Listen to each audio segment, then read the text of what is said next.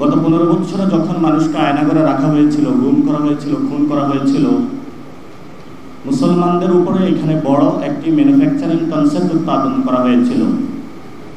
আস্তে আস্তে সবাইকে জঙ্গি বানানো হয়েছিল। ইসলাম নামে কোনো রাজনীতি চলবে না, ইসলাম নামে কিছু বলা যাবে না, এই সম্মিতিটা বুদ্ধিজীবী মহল থেকে বাংলাদেশে যারা কলকাতার সেকুলার শ্রেণী এইখানের যোগ সোজে তারা এই ম্যানুফ্যাকচারিং কনসেপ্ট উৎপাদন করেছিল। এমন একটা পর্যায়ে এসেছিল, বিশ্ববিদ্যালয়ে যখন আমরা হলে ছিলাম এবং বাংলাদেশের আনাচে কোনাচে জামায়াত ইসলামী এবং ছাত্র শিবিরকে যদি কেউ প্রহার করত, রাতে রাতে নির্যাতন করত, কোনো মুসলমানকে ধরে নিয়ে যেত, মসজিদের ইমামকে যখন খুন করা হতো, এটা তারা বৈধ বানিয়ে নিয়েছিল। ইদানিং কয়েকদিন আগে আমরা একটি পত্রিকার মারফতে জানতে পেরেছি, একটা ইন্টারভিউর মাধ্যমে একটি দলের মহাসচিব বললেন বাংলাদেশে দক্ষিণ পন্থার উদ্ভব হচ্ছে। এটা কিন্তু একটি খতরনাক কথা। দক্ষিণ পন্থার যদি উদ্ভব হয়ে থাকে, বাংলাদেশের মানুষ যদি সিজদার মাধ্যমে খুনি ফেসিনাকে বিদায় করতে পারে, আপনাদের সমস্যা কোথায়?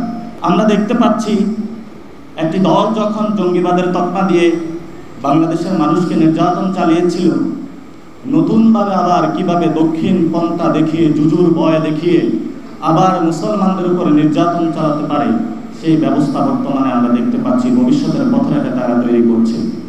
আমরা বলতে চাচ্ছি, বাংলাদেশে যারা জুলাই গণঅভ্যুত্থানের শহীদ, যারা আহত, তারা ডান বাম বুঝে না। আমরা পৃথিবীতে বাংলাদেশের উত্থান চাই। বাংলাদেশের মানুষ যেমন, বাংলাদেশের কৃষ্টি, কালচার, ভ্যালুস যেমন থাকবে, সেভাবেই ভবিষ্যতে বাংলাদেশের উত্থান হবে। বাংলাদেশের উত্থান দক্ষিণ এশিয়া থেকে রুখে দাঁড়াতে পারবে না। আমাদের সহযোদ্ধা অনেকেই ভারতে যারা রয়েছেন, ওমর খালিদ, শারজিল ইমাম থেকে শুরু করে যারা শাহিনবাগ মুভমেন্ট করেছেন, জেএনইউ মুভমেন্ট করেছেন, ইতিপূর্বেও আমরা তাদের মুক্তি দাবি করেছি। ভবিষ্যতে যে লড়াইটা হবে, সে লড়াইয়ে আমরা মনে করি ভবিষ্যৎ বাংলাদেশের রাজনীতিতে চাঁদাবাজের বিরুদ্ধে, সন্ত্রাসের বিরুদ্ধে, টেন্ডারবাজের বিরুদ্ধে, এগুলোর মধ্যে যারা সচেতন ব্যক্তিবর্গ রয়েছেন, তাদের মধ্যে একটি ঐক্য সৃষ্টি হবে এবং রাজপথে তীব্র লড়াই হবে।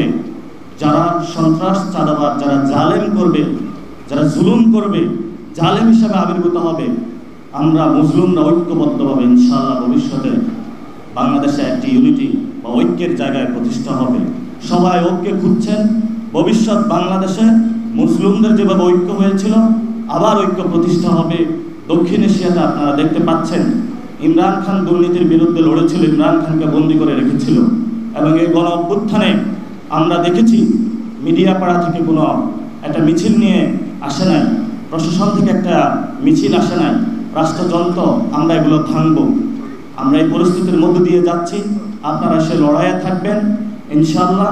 বাংলাদেশে যারা দক্ষিণ পন্থার জুজুর ভয় দেখিয়ে বাংলাদেশে নতুন একটি নাটক, জজমিয়া নাটক সৃষ্টি করতে চাচ্ছে, আমরা সেই সংঘাত থেকে তাদেরকে পরিহার করার জন্য এবং বাংলাদেশের জনমানুষের কৃষ্টি, ভ্যালুস, কালচারের সম্মান প্রদর্শন করার জন্য আজকের এই প্ল্যাটফর্ম থেকে তাদেরকে অনুরোধ জানাচ্ছি।